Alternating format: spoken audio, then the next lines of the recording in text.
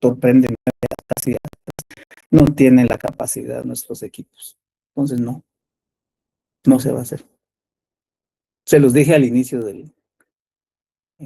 cuando vimos la gente. Eso es la cosa importante, ¿verdad? Uno, ¿verdad? Lo principal que nosotros, nuestro objetivo es pues, formar profesionales de criterio y generar su autonomía, ¿verdad? Y pensar, esto es una cosa importante, ¿verdad? Discernir y tener criterio es una virtud de pocos. Entonces, sintámonos afortunados de poder tener acceso a la educación superior casi que de manera gratuita, ¿verdad? Entonces, esto es nuestro enfoque como profesores de módulos, ¿verdad? Vamos a ver la parte rapidita de la nutrición, ¿verdad? A veces confundimos, ¿verdad? Es importante hacerles ver esto, ¿verdad? Que son los nutrientes, ¿verdad? Pues es la clasificación. El agua generalmente, pues también se debe considerar un nutriente y a veces no lo tomamos en cuenta, ¿verdad? Todos estos, proteínas, lípidos, vitaminas, minerales. En el caso de los principios, que es muy diferente, aspectos de nutrición y es alimentación, a veces lo manejamos igual, es muy diferente. Nutrientes, ya vimos cuáles, y la alimentación, eso es importante que en el caso de los herbívoros, conocer que la importancia de la fibra, ¿verdad? La ventaja evolutiva que tenemos, tienen ellos para digerirla, ¿verdad? Aparte de eso, como la síntesis de proteína, que antes esos animales aprovechan la fibra para la síntesis de proteína, ¿verdad? Recuerden que hay una simbiosis con la microbiota y también esto, ¿verdad? Las proteínas, generalmente los herbívoros no compiten con los monogástricos porque la ingestión de proteína es importante tenerlo, ¿verdad?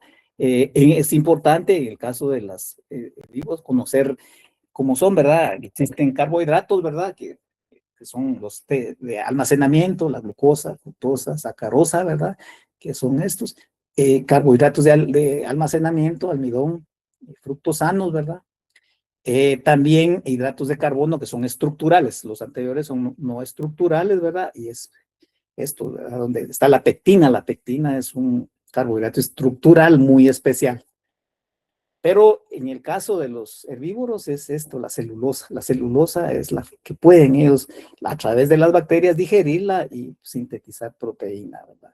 La hemicelulosa, que ya es una celulosa un poco más compleja, ¿verdad? Que está más difícil de digerir. Y por último, la lignina, ¿verdad? La lignina que es solo llenado, ¿verdad? No tiene ningún papel en la nutrición. Los lípidos, porque es importante, ¿verdad?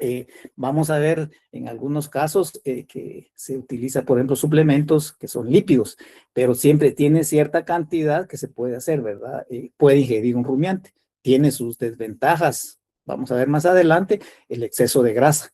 Por ejemplo, en el caso del estrés calórico, vamos a ver que se utiliza, por ejemplo, grasa sobrepasante. Entonces esa grasa sobrepasante es aquella que se digiere. Cuando se dice sobrepasante, es aquella que supera al rumen. Igual dice proteína sobrepasante. Proteína sobrepasante es aquella que va a superar el rumen y, por las bacterias del rumen y va a pasar que puede absorberse a través del intestino. Igual grasa sobrepasante. Porque tanto por ejemplo, el exceso de proteína, vamos a ver en el caso de rumiantes, pues sale antieconómico usar porque las bacterias la degradan, entonces se pierde el valor biológico, ¿verdad? Entonces, por eso mismo aprovechamos la ventaja de que ellos pueden digerir fibra. Entonces, es importante, ¿verdad? No se les puede dar grasa a un rumiante porque pasada de cierta cantidad, hasta 6, hasta el 8% en su dieta, puede deprimir la microbiota ruminal, ¿verdad? Se puede usar en algunas circunstancias. Las proteínas, ¿verdad? Que son compuestos nitrogenados. El amoníaco realmente no es la urea, sino lo que contiene la urea es amoníaco. Y el amoníaco es el metabolito que se une que a través de las bacterias se sintetizan proteína, ¿verdad? Y entre esos compuestos, bueno, no solo está la urea, ¿verdad? Está la gallinasa, la polinasa, que pueden utilizarse como fuente de nitrógeno no proteico.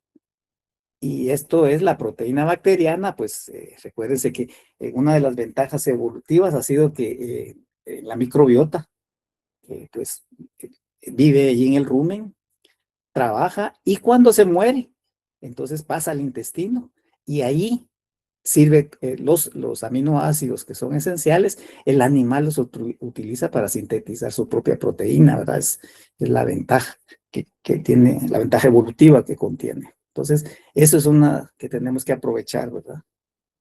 Los nutrientes, los tipos de vitaminas que existen, ¿verdad? Algunas pueden sintetizarse a nivel ruminal, ¿verdad? Por ejemplo, las liposolubles, A, D, E, K, que casi siempre actúan de manera sinérgica, las tres casi siempre, porque son. Mientras las hidrosolubles, la mayoría se pueden sintetizar a nivel del rumen o del ciego. Y entonces a excepción de la vitamina B12 y en cierto modo la vitamina B6. La B12 tal vez es la más porque esta necesita cobalto, pues se llama cobalamina porque tiene cobalto y necesita dos requisitos. Uno, que ser activados a nivel de la mucina gástrica y cobalto. Entonces tal vez de las vitaminas casi todas se pueden sintetizar en el rumen, a excepción de esta, de la B12 y un poco la B6. Minerales, los macrominerales, microminerales, ¿verdad? Que eso no quiere decir que sean más importantes, no, los dos son importantes, solo que estos son, por su presentación bioquímica, pues son más grandes las moléculas y los microminerales. No quiere decir que no sean importantes. Aquí están, ¿verdad? El tipo de alimentaciones, ¿verdad? ¿Qué tipo de alimentación que hay, ¿verdad? Existen los forrajes, ¿verdad? Que es diferente, ¿verdad? Concentrados, subproductos de agroindustria, ¿verdad? Aquí esto se utilizan todos los desechos, esa es la capacidad del rumiante, ¿verdad? Aquí podemos mencionar, por ejemplo, una que se utiliza aquí en Guatemala, es el famoso coquí o palmistle, ¿verdad? Que se obtiene de la, de la palma aceitera, ¿verdad? También se utiliza en nuestro medio, ¿verdad? Y los suplementos, ¿verdad? Algunos que se utilizan también. Esto, ¿verdad? Vamos a hablar, ¿verdad? En el caso de nutrición muy importante, hablamos casi siempre los cálculos en base a materia seca. Entonces, el agua, les digo, pues es un alimento, ¿verdad? Y la materia seca, ¿verdad? Que es la parte que contiene todo lo que mencionamos, carbohidratos, lípidos, nitrógeno no proteico, vitaminas, minerales, ¿verdad? Estos, así es importante esto cuando hacemos un análisis también del alimento, ¿verdad? Y todos los componentes que nos da el análisis bromatológico, ¿verdad? Vamos a ver un poquito más adelante lo que es la fibra neutrodetergente, la fibroácido detergente, y el nitrógeno insoluble, ¿verdad? Que es una cosa también que se componen los alimentos. Eso, las ventajas, como ya les mencioné, uso del carbono contenido en la fibra, ¿verdad? Generalmente produce los ácidos grasos, esos son los más conocidos, pues son los propiónico, butírico y acético, ¿verdad? Estos son los carbonos que no pasan de 6 carbonos, esos ya después ya son más complejos. Y existen también, todos estos aprovechan, ¿verdad? Todos estos fermentadores que tienen los preestómagos, que son los bovinos, ¿verdad? Bovinos caprinos y los de 3 cámaras, ¿verdad? Que son los camélidos y los auquénidos, que son los camélidos, las llamas y las alpacas, que también son fermentadores, que también nosotros, no, como dice mi profesor de nutrición, dice, nosotros no alimentamos a estos animales, sino que alimentamos las bacterias para que produzcan ácidos grasos, y los ácidos grasos son y la proteína, los aminoácidos esenciales de la proteína bacteriana, pues sirve para sintetizar proteína. En el caso de los fermentadores posteriores, pues tenemos el ciego, a nivel del ciego, en equinos y roedores, ¿verdad? Y rumiantes. Es esto una cosa que siempre nos han achacado, que contaminamos el ambiente, ¿verdad? Pero no, la pandemia nos dio la razón, ¿verdad? Los niveles de contaminación se mantuvieron, no subió la contaminación, ¿verdad? Bajó porque menos vehículos en las calles, pero el número de vacas no cambió, ¿verdad? Entonces, esto tiene su papel, ¿verdad? Es la misma cantidad. Los ácidos grasos, ¿verdad? Los que tienen algunos, como el ácido propiónico, que tiene propiedades glucogénicas, ¿verdad? Y las otras que es la principal fuente de energía en los fumiantes, en los herbívoros, es el ácido propiónico. El acético, pues en la síntesis de grasa láctea, ¿verdad? Y el butírico, ¿verdad? Que eso tiene mucho que ver con el desarrollo del epitelio, la nutrición a nivel del intestino, ¿verdad? La irrigación. En el caso de los rumiantes, pues las papilas ruminales, vamos a ver algo más adelante, lo vamos a ampliar, ¿verdad? Y también hay que considerar que en el caso de las vacas, los ovejas y cabras, hay una fase que se llama de prerrumiante, ¿verdad? Que no han desarrollado el rumen, ¿verdad? Entonces, sí. En el caso también hay que recordar que también los microorganismos que están en el rumen, pues es una amplia, está compuesto de bacterias, protozoos, hongos y levaduras, ¿verdad? Las clasificaciones están los de fase líquida, sólida y en la mucosa ruminal, cada quien tiene una, ¿verdad? Por ejemplo, las bacterias que atacan los carbohidratos son de la fase líquida, las que se adhieren a la fibra son los que son de fase sólida, ¿verdad? Y todavía hay una población que se encuentra a nivel de la mucosa ruminal, ¿verdad? Entonces es importante, ¿verdad? Por ejemplo, ahorita conocerlas.